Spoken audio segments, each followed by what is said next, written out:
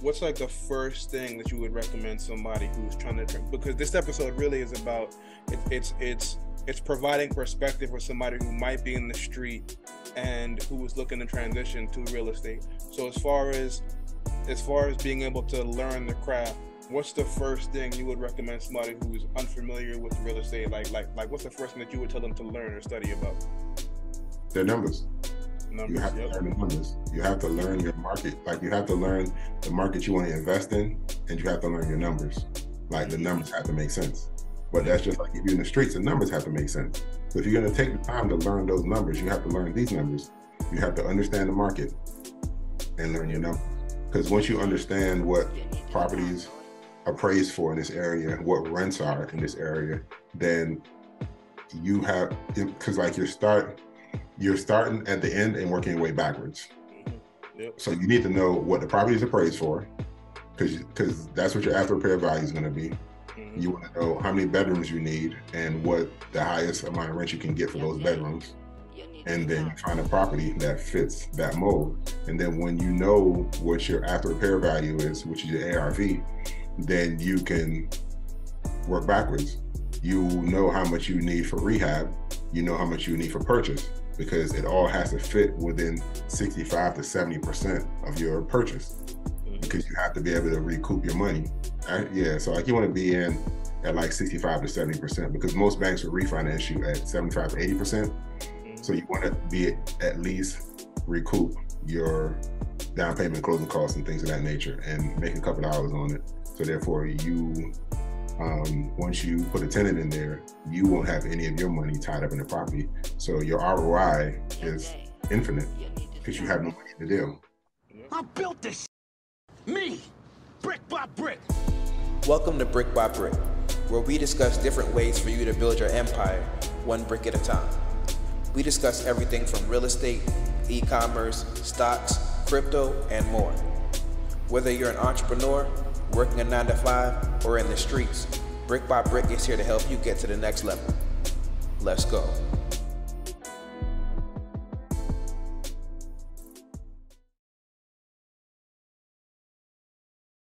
Yo, what is going on? Welcome back to another episode of the Brick by Brick Show, man. It's your man Stef here with my big bro Greg. Greg, how are you doing, man? I'm blessed, bro. How are you? I'm good, man. Blessed. And what you say? Blessed, black, and highly favored, and all that. Yeah, man. You know the vibes, man. So, I guess this is officially, this is like episode. Technically, this is like episode 2 of season 2, but overall, this is like episode 15, man. So, definitely, I know I've been in the lab working on a few things. You've been in the lab working on a few things, man. It's like, what you been up to, man? What's new? Whole lot. Whole lot. We're working on a 33 unit deal. We're kind of trying to get into bigger deals, bigger apartment buildings. So we're working on that. We have a 16 unit in Texas, I think it is, that we're looking at as well. I'm going out to look at an assisted living facility tomorrow. They're selling the entire building and business with 4 patients, but there's room for 9. My first Section 8 tenant, before I learned how to screen, the one that destroyed the house, we finally got her out. Been to court twice.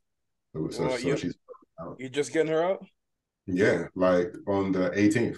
You know what I'm saying? Wow. So we're about to start rehab on that property to fix it back up. And I think we're gonna do travel nurses there, because the goal now is to figure out how to scale vertically faster. So hence why the bigger apartment buildings and doing things to generate more rent. Living, like that facility, I think does $60,000 a month when it's at full capacity. Yeah, it grows. I mean, but that's gross. You know, you got to pay the employees. So you probably walk away with about 10 to 17,000 after all expenses. So like you net about 10 to 17. So yeah, bro, just working, man. Keep my head down, trying to do the best that I can. You know the vibes. Yeah, man, that's what it is, How man. about It's you, bro? definitely, What you got going? man. I've been good, man. One, been all right. So I can't even talk too much about this, but I've been working on this partnership with NoirBNB and a major travel company. I think I told you about this, right, privately, right? Mhm. Yeah, but I've been working on this partnership with this travel company. Probably gonna, honestly, within the next 3, 4 episodes from now, I'll actually be able to. I mean, I could speak on them now, but I don't want to say anything. I don't want to announce who they are until we actually go public with the partnership and y'all start seeing the marketing roll out in the whole nine. But essentially, we just secured a really big partnership with a travel company, a travel brand that all of you have heard of.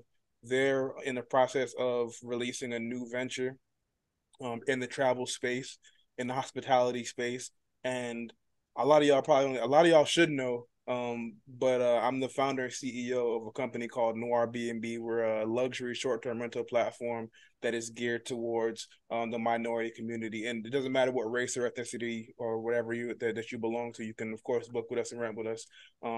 But essentially, because we have a really targeted market and a target demographic for our customer base, they wanted to partner with us because they're looking to partner with companies kind of like ours who have different segments and different demographics, and they partner with us. We're going to be like having a lot of their inventory imported into our inventory, and that's been the big thing for us, just making sure that we have enough properties for people to actually book. Because when it comes to business, listen, having demand is one thing, but you got to have the supply to be able to facilitate the demand and get the money coming in the way that you really want to. So you're talking about you're scaling up, like, but we're kind of scaling up in the same way, but more in the hospitality space. So yeah, man. So that partnership's been going really, really well. Been cooking up a whole lot of content for that partnership. They actually sent over a design today of what it's going to look like. It's looking super, super clean, super, super dope so far. And I mean, in business, the biggest thing for me is just making sure that we can properly service our target market, service our customers, and continue to build those relationships. So I'm excited about that. Been doing a lot of project management, been working on a couple of designs and marketing things for Polymath Design. Hey, I see you got your Midland Holdings shirt on. You know what I'm saying? You feel me? So so yeah, man. So actually working on finishing up that website. By the time y'all see this, I mean we're like 90% done with the Brick by Brick website. And one of the things that we're actually working on too, some of my friends have been seeing what we're doing on the real estate side, so they want to partner with us. So if you're listening right now, two things. If you want to partner with us on real estate deals, listen, check us out, Midland Holdings. I mean, you just heard what Greg is talking about. From the Baltimore area, they got deals popping in Texas. And like that's what it's about, trying to scale up and work on that. For any of you who need design, that's graphic design, you need a website, you need some branding, you need graphics, flyers, marketing assets, whatever, consulting, tapping with me. I got an agency called Polymath Design. That's really what we do. And if you're a short-term rental host, meaning that if you already host on Airbnb, listen, tap in with me. Go to NoirBNB, NoirBNB.com/host. You can sign up right now. And yeah, we got a lot of things shaking, man. And like you said, really just trying to be the best dad. Some of y'all probably know, some of y'all might not know, but I had a son a few months back. My little guy, man, he's growing super fast. He's 8 months, but he's already the height of a 9-month old. So I'm keeping the basketball in his hands. You know what I'm saying? For real. Actually, I came back from the gym this morning, and wifey had him watching Kobe highlights. You know what I mean? So everything's going according to plan. But yeah, man, really just blessed. Can't complain. And for those of y'all listening, man, like Greg was telling you, man, listen, it took him months just to get that Section 8 tenant out. When you originally sent me the video of what the property looked like, I was hyped. I'm like, oh snap, that's dope. Another investment of the deal. You know what I'm saying? Like, you can rehab that, get it popping. Not even knowing that was My house the whole time. My yeah, brand new house. brand new, freshly rehab property that was totally destroyed. So yeah, man. So just so y'all know, man, whether it be in real estate or me in the travel space, in entrepreneurship in general, if you're doing legit business and entrepreneurship, or you're in the streets, listen, man, these things come with challenges. These things come with There's a lot of ups and downs. It's a lot of problems that come along with it, but at the same time, it's worth it, except for in the sense of being in the street. Because, like, listen, the problems that come with being in the street are a lot different than what come with doing legal, legit business. So, to me, this is like a perfect segue into what the whole subject of this episode is going to be about. Before we even get into before you jump into that, I forgot. Mhm. I've been doing some mentoring too. Oh, Not what? like mentoring, nothing like. I mean, I've just been helping who I can help. Mm-hmm.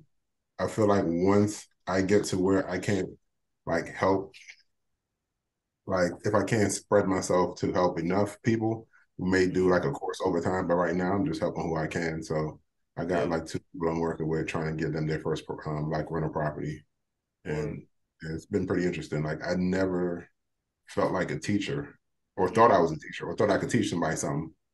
But yeah, Come I don't know on, bro. about it, bro. What are you I don't talking know. about, bro? First of all, bro, you've been teaching me and our family and our siblings like basically your whole life. So there's that. But then two, it was your idea, I believe, to even come up with this podcast. And what we're doing is teaching. You That's a understand what I'm fact. saying? So That's it's a like, yeah, bro, you're definitely a teacher. And even to add on to that, one of the things we like to do when we do these episodes is besides just giving y'all kind of catching y'all up with what we've been up to, it's also giving y'all some free game. And some of the free game I would say is like, look, man, the more you give to people and the more you provide value and the more you help to educate and help them level up, is it's like the universe will also reward you back. You know what I mean? So it's like, yeah, the more you give, the more you get. And it's not even like a selfish thing. It's like the more you give selfishly, it's like it's like how you selflessly. benefit as well too. Yeah, Yeah, yeah, that's a fact. That's a whole exactly, fact. man. I see it all the time. Like we just do it because it feel like the right thing to do, Mm-hmm. and like opportunity to come, or just anything. You know what I'm saying? Mm-hmm. Example. I spoke to you about my homegirl Jay from way back. You know what I'm saying? Like I met her at the auction when she was buying some windows, Mm-hmm. and like she was like breaking down business credit and all that for me, right?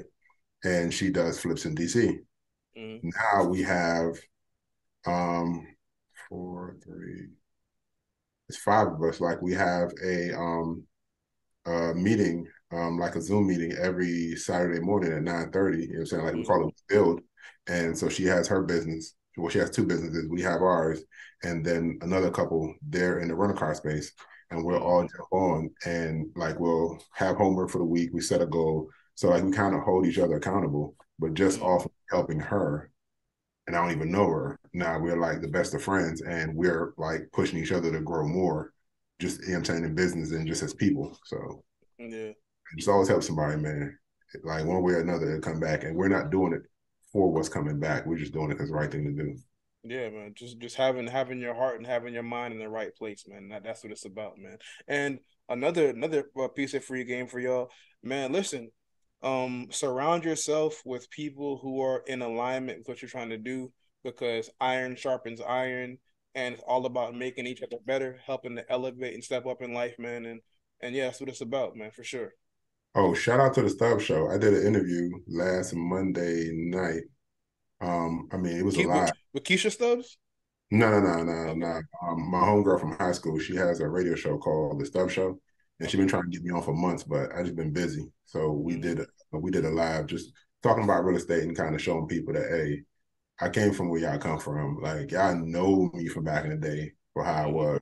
This is who I am now, and if I can do it, you can do it.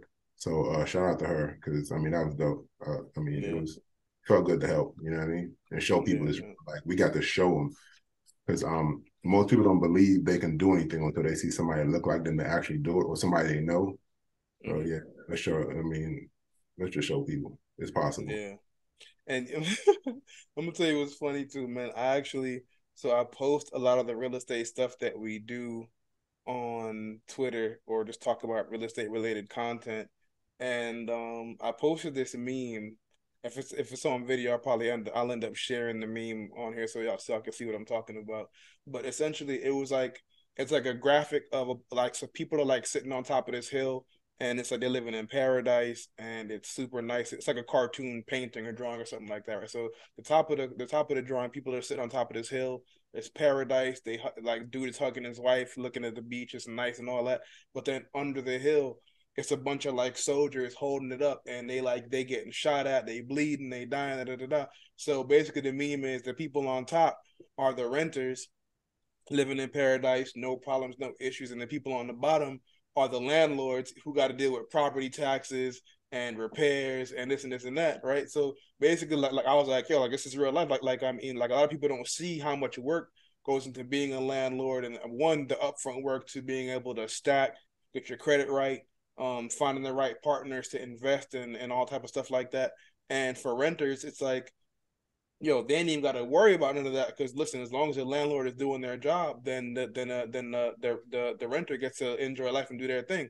So I posted that meme, and a bunch of folks who were in real estate understood it, totally got it. We were laughing about it, but a bunch of folks hopped in. They were like, "Well, if y'all weren't landlords who were stealing from people and robbing people and da da da da da, then." If it's that hard of a business, why don't you quit being a landlord and quit being a leech or whatever? And I'm like y'all really like they were telling us that like yo get a like they were saying that like oh you're a landlord, get a real job, and you do that because you're lazy and blah blah blah. And it was crazy to me because it's like because one, I didn't know that many people had that much passionate hate for landlords, so that was surprising. But yeah, No, it's not. Yes, they have passion and hate, but yeah, it's really and truly, it's not for you. It's for the yeah, fact that you're holding up a mirror to show them that they wasting time and they BSing out here. that's what it Because, is. Yeah, like, like you said, like some of my tenants, they'll call me for things that they can fix, but I understand that they don't know how to fix it, or they don't even know that it's a simple fix. But for yeah, them, life is cool, everything is good. But as soon as the hot water heater break, I'm getting a phone call, whatever it is. So people like that, they're mad at you for holding the mirror up to their BS because we all got 24 hours. And the fact that you're doing something and they're not, they feel some kind yeah, of way about it. So, and it's easier to blame someone else than to take ownership for what you did or for what you're not doing. You know what I'm saying? yeah. Like, I have a tenant that's in the first property I ever bought. Man, I love that dude and his family. Like, awesome individual. Like, I mean, just a good human being. I know who you're talking about. Right. So I just realized that next month will be 4 years Mm-hmm. since he's been in the property and he signed Yeah, a 4-year lease. So I called him. I'm like, so actually we were in the process of fixing the hot water heater because it had broke. And he was like, yo, instead of replacing it, he know we can fix just the part that needs fixing. So just let him try to figure it out. And like he went like a week without hot water just to try to fix it so that I don't have to replace the hot water heater. And he ended up getting it fixed. Like I sent a couple guys over, and between the guys I sent and him and like ordering parts, and saying they got it done.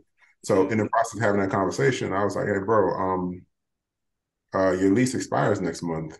Um, I know you're not ready to move, but I want to renew it, but I don't know how long you want to renew it for."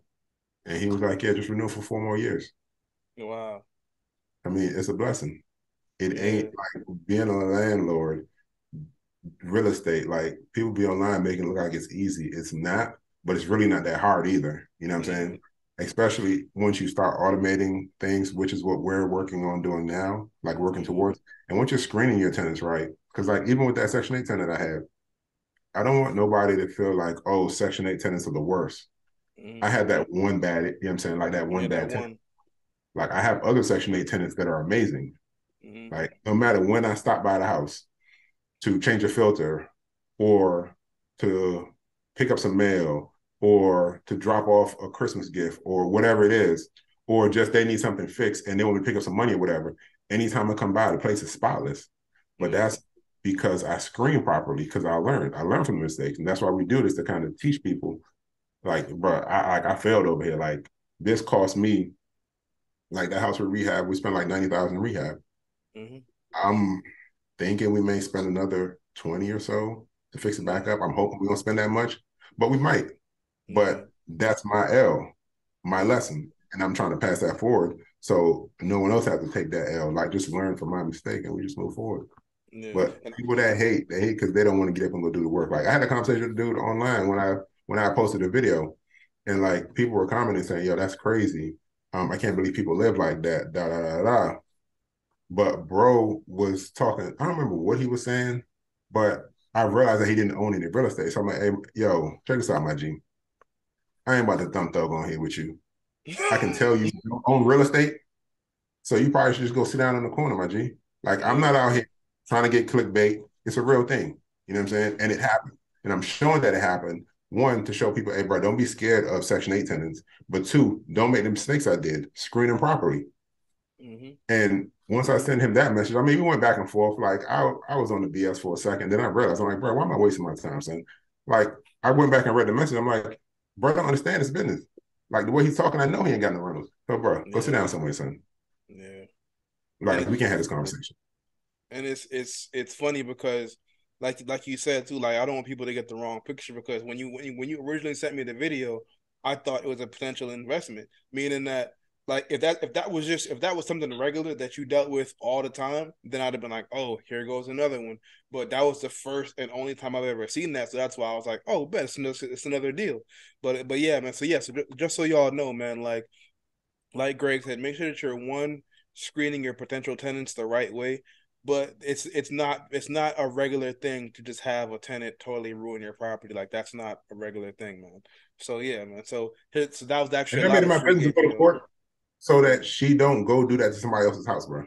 Yeah. I'm like, that's not cool. Like, I wouldn't go answer the phone and tell no tenants, oh, tell no landlords, oh, she's a great tenant just to get out my property. Bro, that's flawed. Like, no matter what we got to be stand-up individuals. So I was like, bro, I ain't playing these games with you. Straight to court. I'm a civilian. I'm taking your ass to court. And I'm talking about it. What we doing?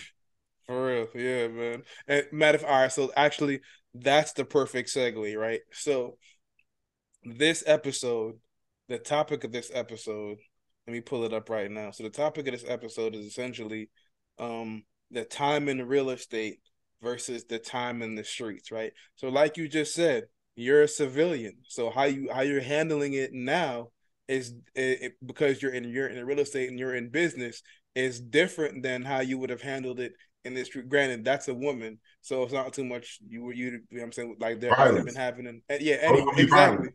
Because I'm talking about, like, I can show you the text messages where she's telling us that if we come in her property, it's trespassing and will be dealt with like trespassers violently. All right, bro, I'm with all the violence. She said that? Like, that's not even half of the things that she said. So, yes, I'm personally not going to be violent towards her, but I can find that will be violent, son. There'll be some violence. Yeah.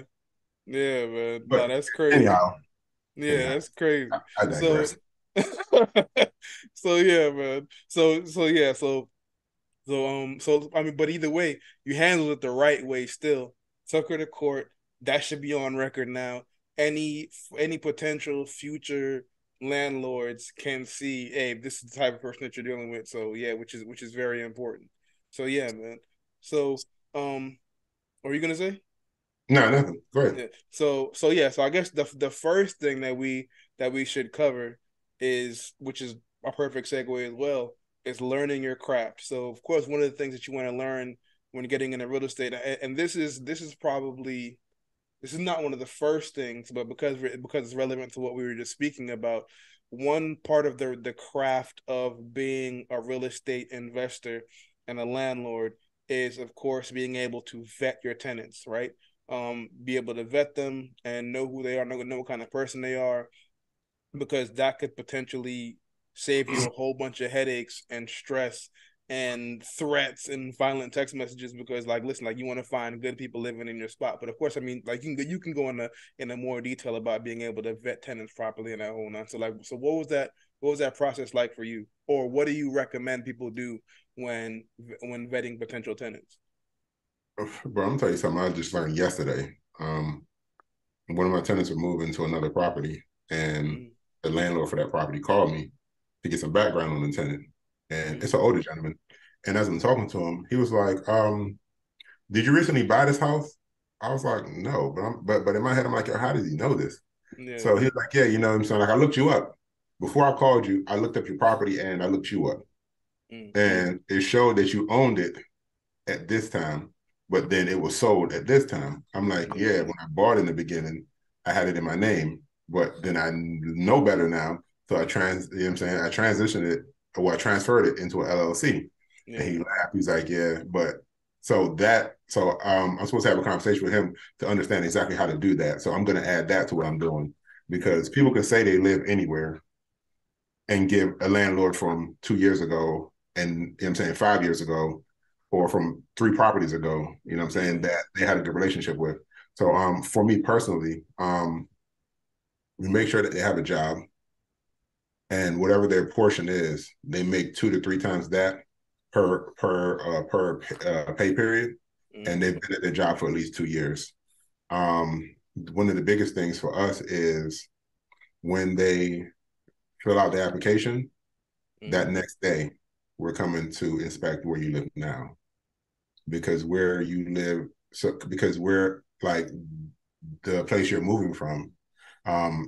So it really depends. So if I come in that house and you destroy that property, I know that's what you're gonna do to my property. Yep. If I walk in there, you taking care of that property, then I know you're gonna take care of my property. And then we try to come as soon as possible, because I don't want to give you time to clean up. Like if you want to vacuum and do whatever, but I don't want to give you time to be painting no walls and shampooing carpets. And now I'm trying to come see where you at now. Like I do an inspection, and once I do an inspection and everything checks out, we're good to go. And then in that process, once they move in, we go out every 2 to 3 months to change the filters and to just do a house inspection. Just to make sure everything is what it's supposed to be. Like you're not tearing the place up. You ain't selling drugs out of there. You know what I'm saying? Like it's nothing crazy going on. But I mean, it's just simple things like that that we didn't know in the beginning and we didn't do.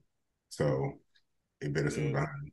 Background checks. You know what I'm saying? Like I do background checks, and I'm not really worried about like felonies and things like that. Like we'll have a conversation about it, but I'm not going to tell you no, because I understand how the system's set up against us. You know what I mean? So like that don't, like if you have evictions and things like that, now we're having a conversation, because I'm not trying to go take you to court and lose all this money and things like that. Like I really don't want to go through it. So but all right, so that's smart. So okay, but the thing about it is, at that point in time, when you're talking about vetting a tenant, at that point in time, like you've already figured out other parts of the craft to even get to where you've got tenants, and you've figured out the process of vetting tenants. So, and Sada, before I even get into the next thing, so I assume because now you have the process of how to vet tenants, one of the things that you mentioned was trying to automate the process. So is that part of like adding it to your automation process, or like how are you fitting that in? Or and like I'm assuming like you're gonna go do it, but eventually are you gonna have like somebody who works for Midland Holdings go out there and do it? Okay. Right, cool. Like once I perfect it, then I can teach it and know that they're going to do it the same way I would want it done. So I mean, that's cool. All right, So, in my mind, that's like probably like step 5 of things that somebody would want to do who's trying to get in the game and learn their craft. But what's like the first thing that you would recommend somebody who's trying to because this episode really is about it's providing perspective for somebody who might be in the street and who is looking to transition to real estate. So as far as being able to learn the craft, what's the first thing you would recommend somebody who's unfamiliar with real estate? Like what's the first thing that you would tell them to learn or study about? Their numbers. You have to learn the numbers. You have to learn your market. Like you have to learn the market you want to invest in, and you have to learn your numbers. Like the numbers have to make sense. But that's just like if you're in the streets, the numbers have to make sense. So if you're going to take the time to learn those numbers, you have to learn these numbers. You have to understand the market and learn your numbers. Because once you understand what properties appraised for in this area, what rents are in this area, then you have, because like you're starting at the end and working your way backwards. So you need to know what the property is appraised for, because that's what your after repair value is going to be. You want to know how many bedrooms you need and what the highest amount of rent you can get for those bedrooms. And then you find a property that fits that mold. And then when you know what your after repair value is, which is your ARV, then you can work backwards. You know how much you need for rehab. You know how much you need for purchase, because it all has to fit within 65 to 70% of your purchase, because you have to be able to recoup your money. So like you want to be in at like 65 to 70%, because most banks will refinance you at 75 to 80%. So you want to be at least recoup your down payment, closing costs, and things of that nature, and make a couple dollars on it.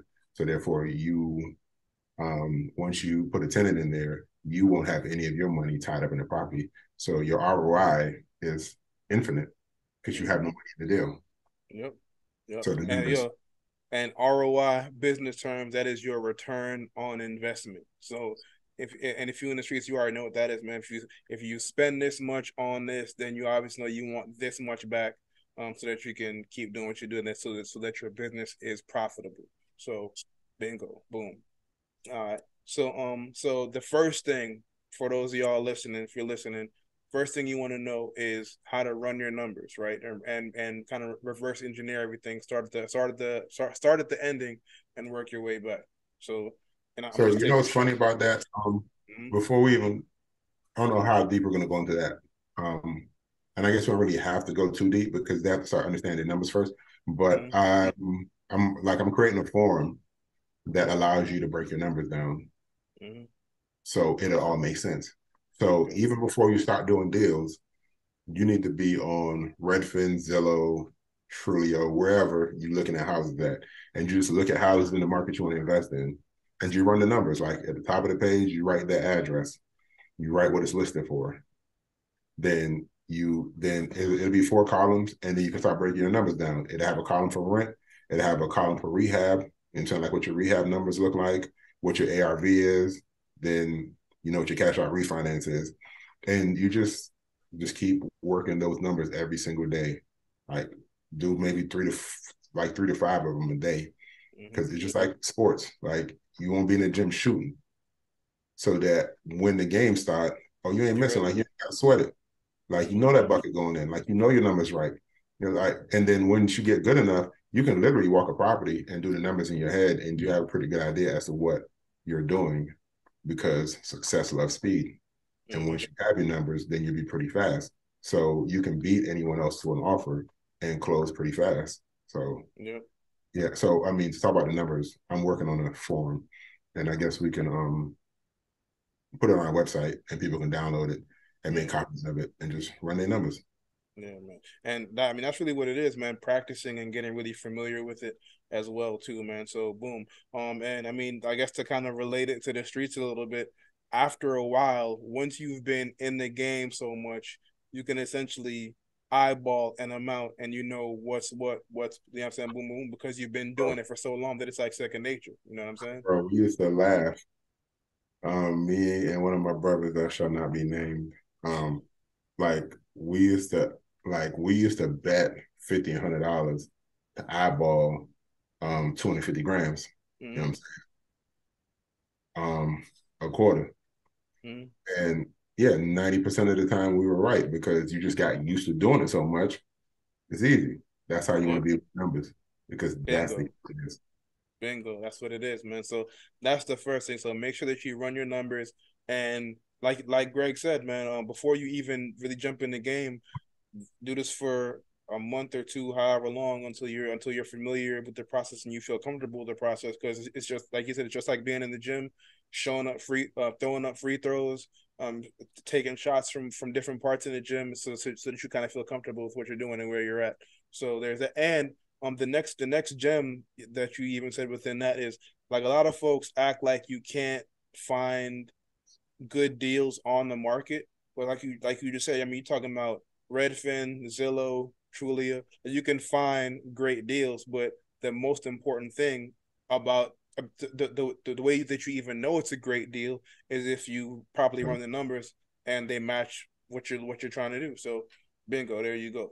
Bro, 70% of my properties came from the MLS. Like really, truly. I find them on MLS. The numbers make sense, pulling the trigger.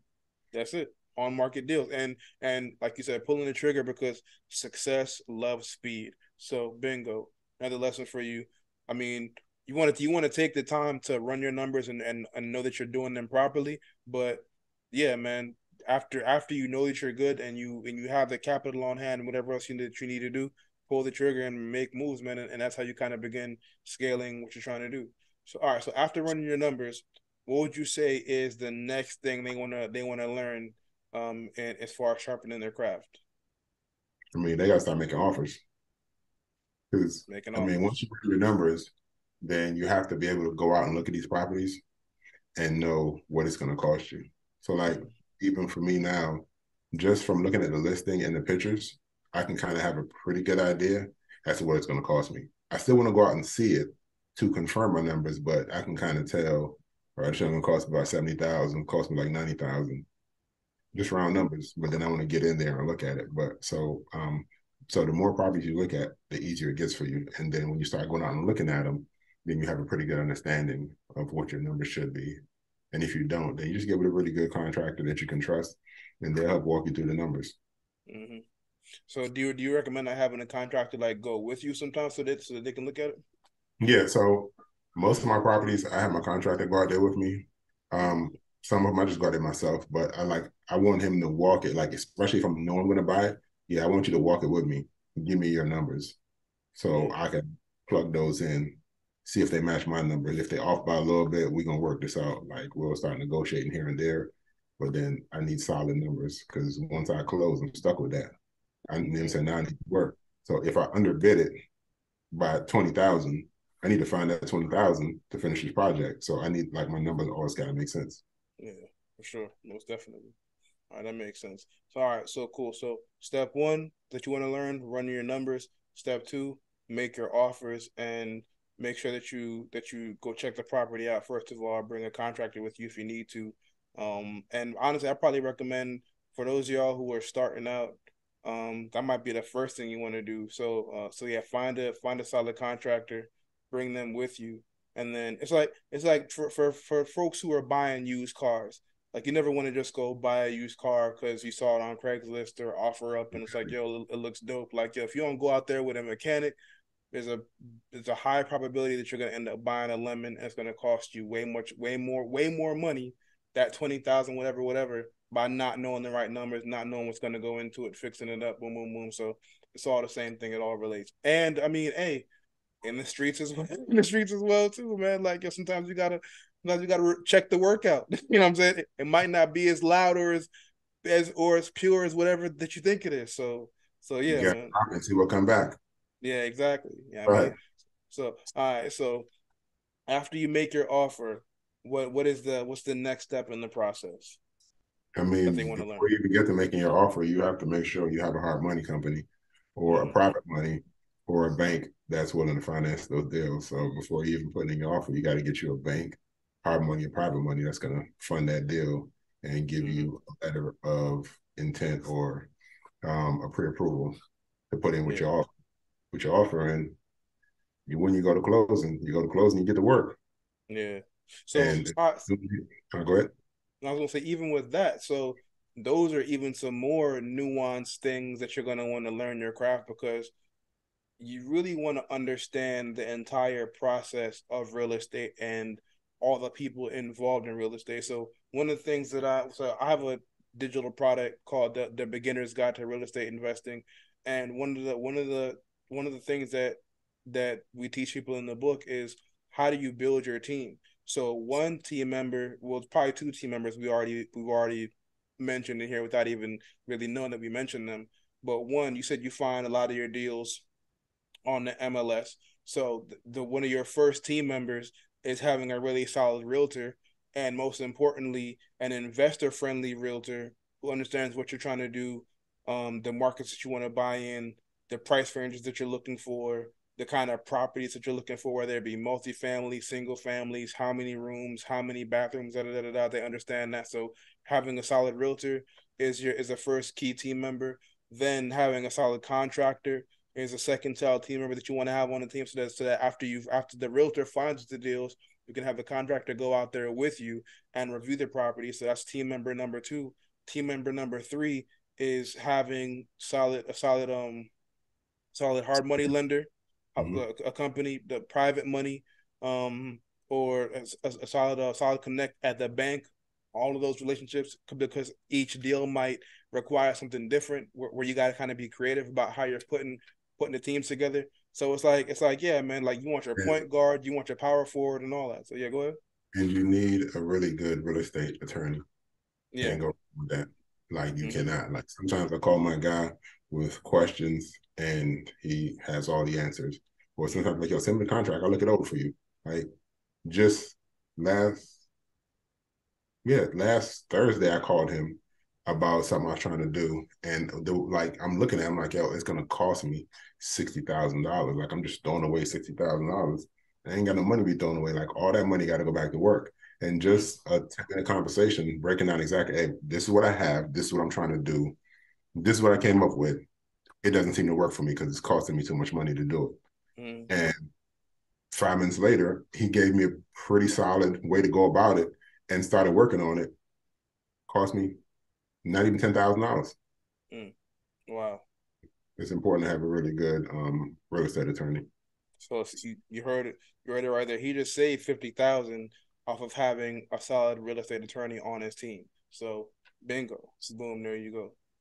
So yeah, man. So these are all things that you wanna kind of know about and understand and have the right team members before going into that. So I mean, I would say part of it too is I mean, not even to get salesy and markety, but part of learning your craft is understanding the things that go into real estate. And one, I mean, you can listen to a podcast like Brick by Brick, of course. We got the Beginner's Guide to Real Estate Investing. Definitely check that out. Because that'll help you learn a lot and really help you kind of avoid some of the stuff and mistakes that we made in the process. So yeah, man. So all right. So what would you suggest after that people would want to learn? I mean, once you know your numbers and all of that, then you want to start learning the business of real estate when especially if you're doing rehab. Like you need to learn what comes first, what comes second, third, fourth, fifth, and where we end at. And you learn that by going through the process, always showing up on the site, talking to the contractor, because really the contractor is managing all of that, but you're spending your money. So Jay said to me the other day, she was like, you think your contractor work for you, huh? I was like, yeah, of course. I pay him. She was like, nah, you work for him. Because if he call you with a problem or if he needs something or whatever the case may be, oh, you need to drop what you're doing and show up. So you work for him. And she wasn't lying. But with that being said, you pull up like you're spending your money and you learn. Like it's your job to learn. Because if you don't learn, people can tell you anything. Yeah. And make sure you get 2 to 3 bids from like all the subs, because one person will charge you one thing, somebody charges something different. Like a guy on one project, he wanted almost 14,000. Yeah, but almost 14,000 for demo trash removal and to clean up the yard. Like, I mean, it's a big property, but still. Yeah. So I got a second guy to come in and he was like, 7,000. I do it all. It's like, all right, go ahead, get started. Yeah. Yeah. So yeah, I mean, make sure you always get your bids and learn the business, like learn the phases of what's going on, learn these subs, and then buy all your own material as much as you can yourself. But like this is all about learning. Like this is real estate is a thinking man's game. It's nothing you cannot do in real estate. Like my boy gave me some game yesterday, and it blew my mind because I never thought about it. But it's so much you can do out here, bro. Facts. Bro, let me give you an example. Like son seller financing a property. The seller owns it outright. Didn't need a lot of rehab. So he's seller financing the property from him. And his down payment was 10,000. He may have spent another 10 or so on rehab. And then he's going to sell it then his mortgage is under $1,000, no interest, just all to the principal. Yeah. He's then going to turn around and sell or finance that property to someone else that needs the property. Oh, wow. At closing, he'll make back all the money he spent plus profit. And then now they're paying him a mortgage. From that mortgage, he cash flows and pays down the principal. Well, that's huge. Come on, bro. I didn't even think about it. So, I mean, there's so many ways out here we can get to this money. Yeah. Like in real estate, you just got to think your way through all of it. And that's the next thing too. I mean, we're talking about, obviously this is about learning your craft, but the important thing that I hope people are getting from this is that really you never stop learning, right? Because like there's always more information, there's always creative ways to do things, creative ways to make things happen. And real estate is one of the oldest businesses known to man. It's been around for thousands of years. So it's like there's so many ways to do things and get, especially I mean like the way that it is now in America, it's evolved in a lot of unique ways. So it's like, man, there's so many different unique avenues and points to kind of figure out and getting where you fit in, man. So and like one of my boys, I mean, this is kind of off topic but on topic, but we're talking about traditional single family, multifamily properties, stuff like that. But they're like, I just heard about a mobile home in California. This is a mobile home in a mobile home park that just sold for 3.5 million. You know what I mean? That's Like perfect. that's crazy. A mobile home, bro. A single, not the whole park, a single mobile home.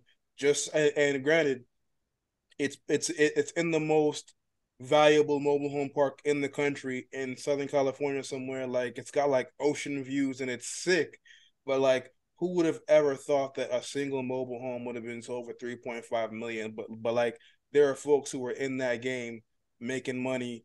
Their whole investment strategy is mobile homes, mobile home parks and lots, and like it's an insane thing. It's like there's so many ways to kind of get in this game and make That's some another cool way to things scale your happen. business with mobile home parks. Like you can scale the big, and like when the guy explained it to me a couple of years ago, he owns the park.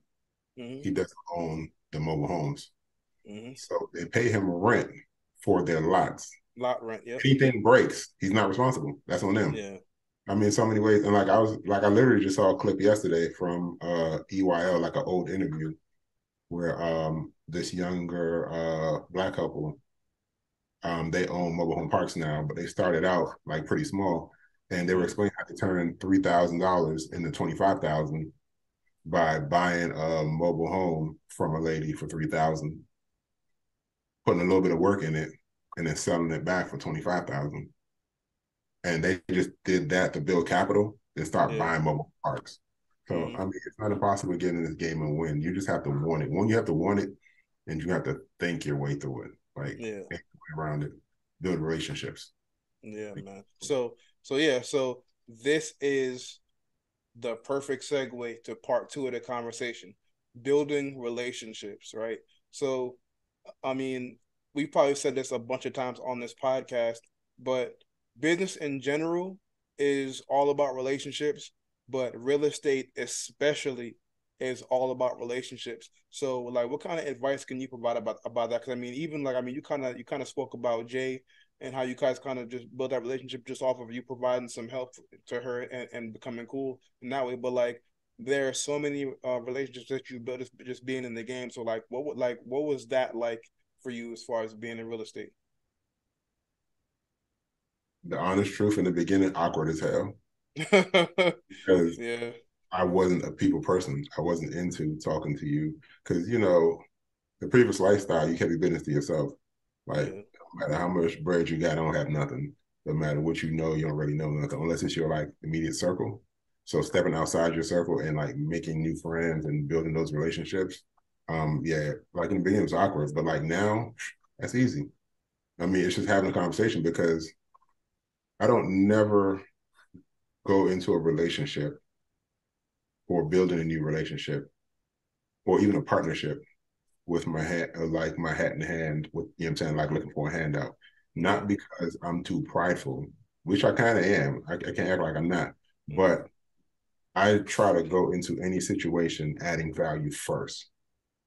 If you can add value back to me, awesome. If you can't, at least I helped you to get to a next level, to get around the corner, whatever it may be. And eventually they'll come back. Somebody help me out, but I go into all these situations, all these relationships, trying to add value to someone else before I look for them to add value to me. And I think if we all do that, we can't be stopped. Yeah, man. Like, we're not like our job shouldn't be out here looking to see who can do what for us, who we can take advantage of. Nah, walk into the situation, adding value to somebody, and watch how they'll add value back to your business, your life, your situation, whatever it may be. Yep. And I mean, to that point, it's the same in the streets, but it's different because if you're outside, then you have to build relationships in a sense of like, hey, you're trying to find a plug, you're trying to find better numbers, you're trying to build that bond and build that trust and do whatever you're trying to do. And that involves, hey, talking to people, having that conversation, even though, like you said, like you don't like you're trying to be out here broadcasting, yo, I got that at work, and yo, I'm trying to do this and da da da da, because that'll get you napped, that'll get you taken advantage of, robbed, finesse, whatever. But in a sense of in the street, it's kind of just inevitably dog eat dog. So there is some finessing and trying to get over and do this and do that and da da da da. But in real estate or just in business in general, if you want to have longevity in the business and do good business and keep your face clean and build strong relationships, then you want to lead with value and you want to be upfront and you want to be a solid individual and be helpful, because that's how you form those relationships, is how you build them, maintain them, and that is what really helps to make you successful and build wealth over a long term. So that's what it's about, man, for sure. Bro, in the streets, it's a lot more of using one another. Yeah. And people may disagree, but just step back and look at it. You know what I'm saying? Like, yeah, I may be adding value to you, but because let's say I was the plug and I'm giving you a good number and I'm fronting you and all of these wonderful things, right? But in essence, I'm pumping you up, but you're also pumping me up. Mm-hmm. But when you come to talk to me, I already see it for what it is. I have what you need. So you're trying to use me to get what you want, but I'm also using you to get off what I got. Mm-hmm. So it's more of we using one another, but we both gonna be respectful about it, because it could lead to something different. But in this, it's more of, well, how can I help you? You know what I'm saying? Like how can I add value to what you got going on? This is what I have going on, but how can I add value to what you have going on? Yeah. And if you can add value tomorrow, next year, 10 years from now, I know you're going to add value back to me, but let's just grow. You know what I'm saying? Yeah. I didn't know this. Explain that to me. And I'll tell you what I know. You know what I'm saying? It's more of just adding value, just try to add value. And bro, it ain't even got to be in real estate, just in life, bro. In life, yeah.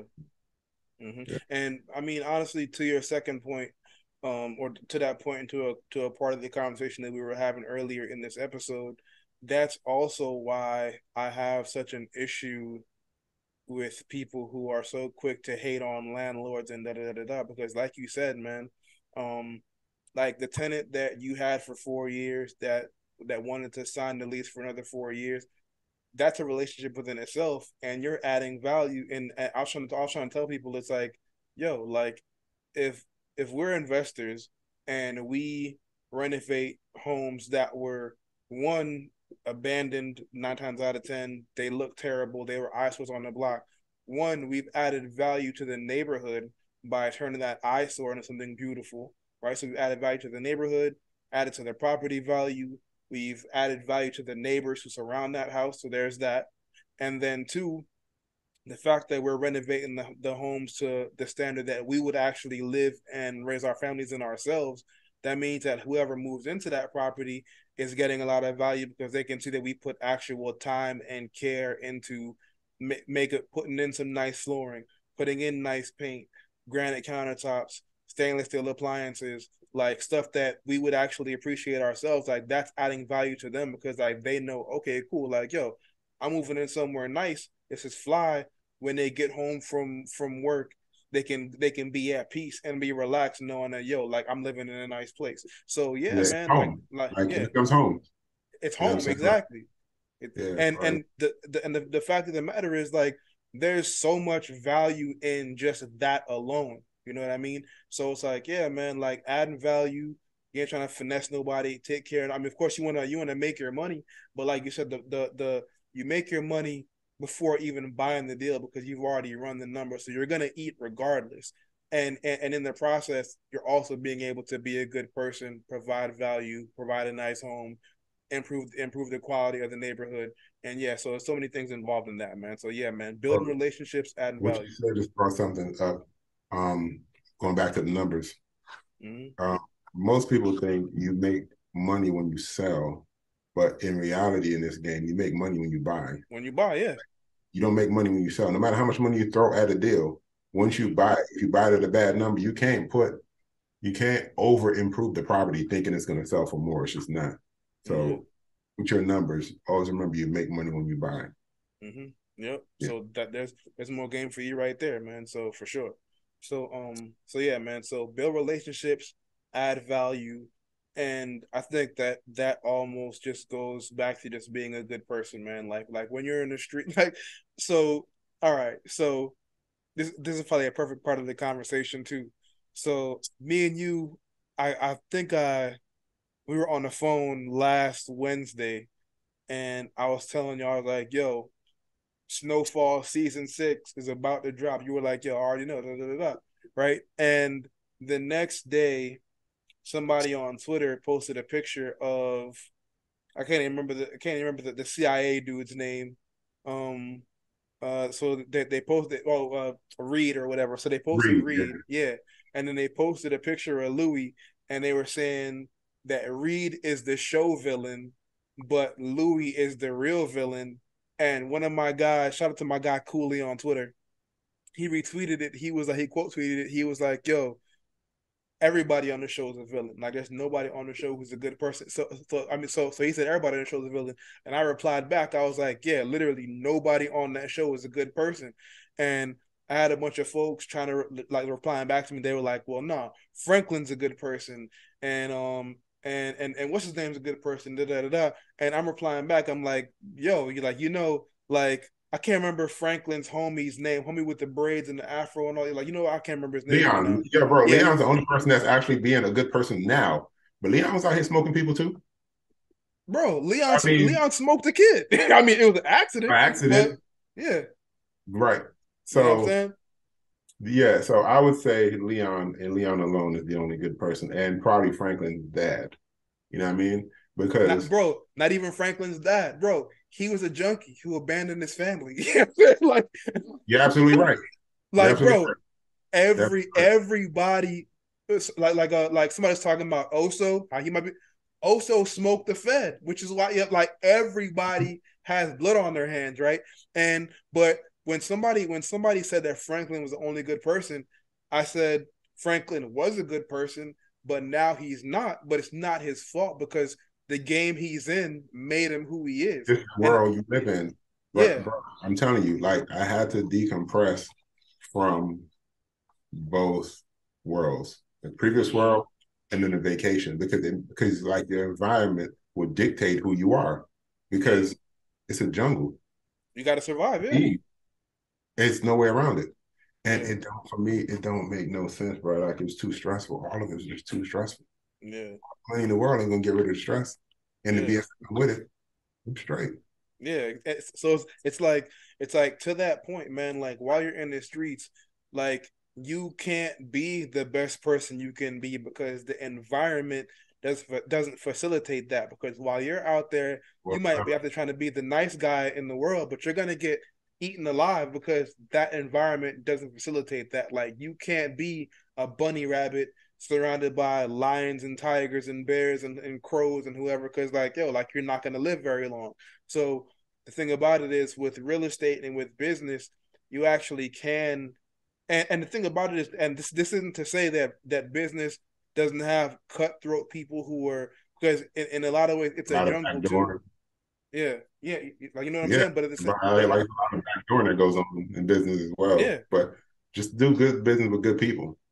That's what it is, man. Because there are good people that you can do good business with, and like there are so many people who have made millions, billions, and they're living stress free.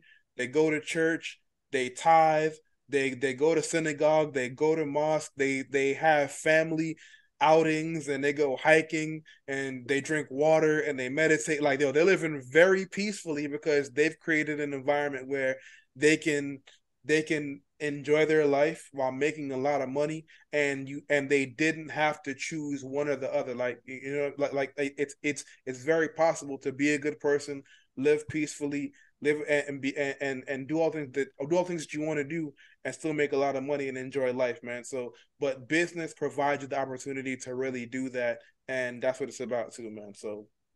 Yeah. So the next thing, so we've covered learning your craft, we've covered building relationships, and the third thing that we wanted to cover is getting. So, I mean, if you're in the streets, you understand the concept of getting fronted. That means getting some work on consignment, right? So like getting fronted is essentially like getting a hard money loan, in real estate. So, Greg, break that It's down a getting little any loan. bit. Yeah, it's getting I mean, any it's getting money. any loan. Yeah. So this is what I don't really be understanding sometimes. Like, you'll tell someone, yo, you should get into real estate. And either they yes you to death and I realize, yo, they wasting my time, or they ask how long it's going to take. Does it really matter how long it's going to take? Yeah. Like, especially if you're in the streets. How long you got? You know what I'm saying? It's not how long it's going to take in real estate. In the streets is how long you got before you get jammed up, or before you get smoked, or before some BS happens. How long you got? So, like, getting fronted. It's a time bomb. It is. Like, getting fronted in the streets come with you bring me back X amount, because this is my number. So this is your loan. I'm loaning you 40,000. Bring me my 40,000 in a week or two, or it's going to be violence. Yeah. There's no way around it. But in real estate, getting a loan is the same difference as getting fronted. I'm loaning you 150,000 to purchase this asset with 100, and to rehab it with 50. With hard money, I give you 12 months with between 8 and 13% interest to pay me back.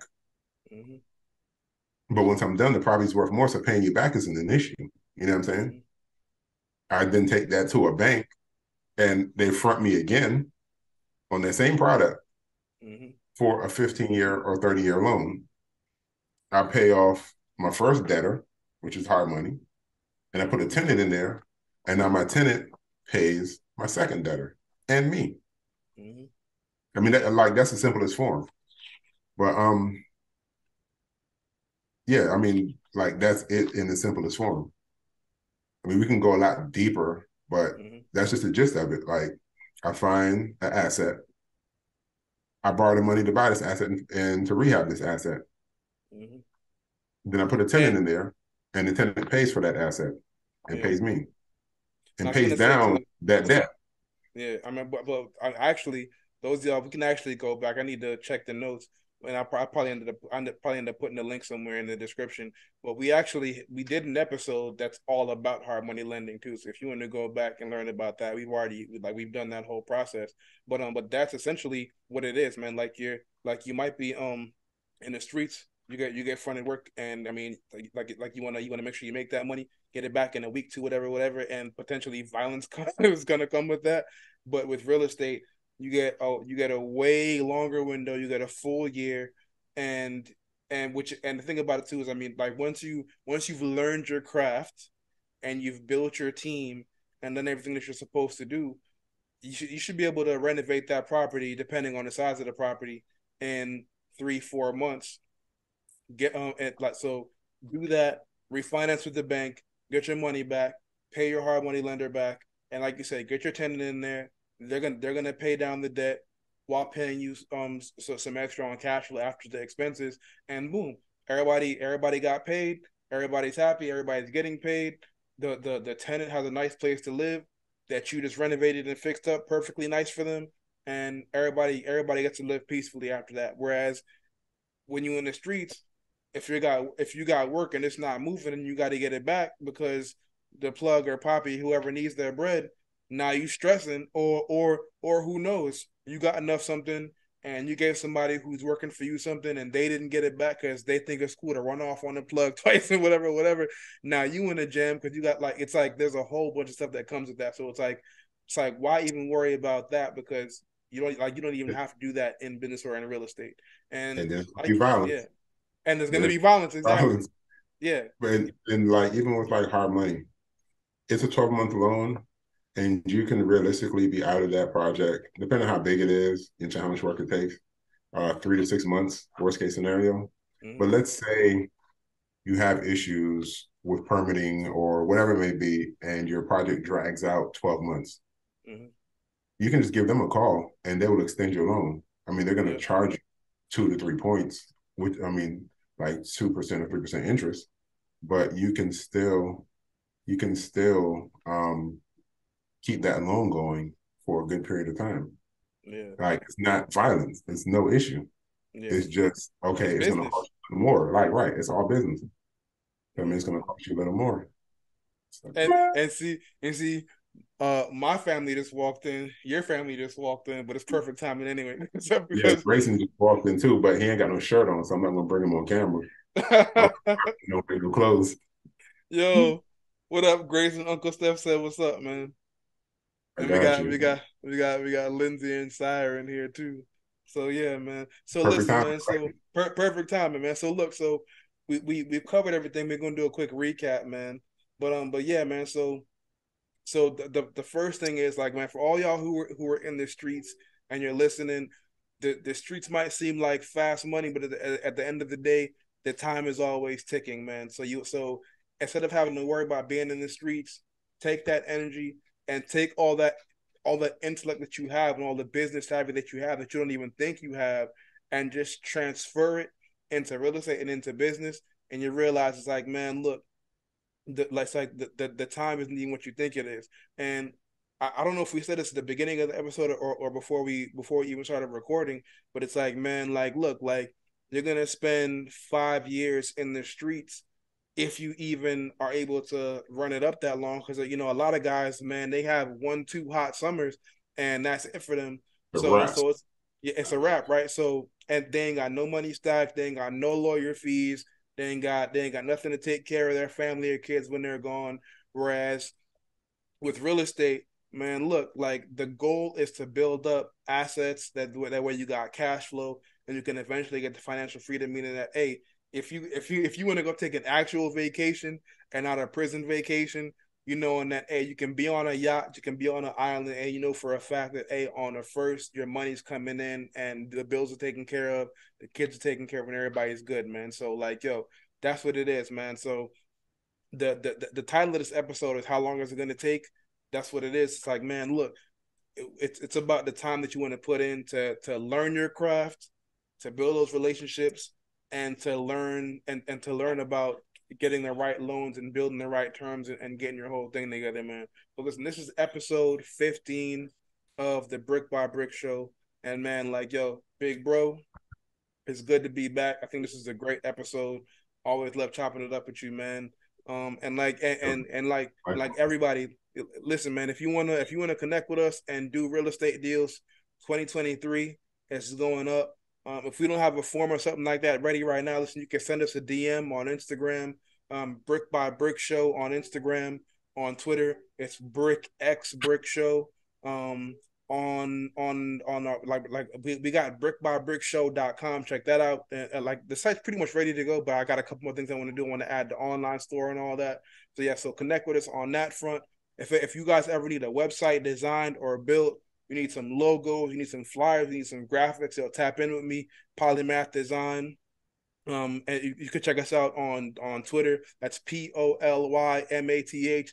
And listen, for all my short-term rental folks who are in the short-term rental real estate, NoirBNB.com/host. That's NoirBNB.com. Noir means black in French because we're trying to build up a whole black travel community. But like I said, whether you're black, white, Asian, Spanish, whatever, wherever you come from, we're welcoming and loving of all people. So tap in with us, and like, yo, that's it. Big homie, anything else you wanted to say? Yeah, and so like you said, 20 like this year moving forward, we're like, we out here to help. and we're willing to do a joint venture, a JV deal with whoever. We're not really looking for your investment.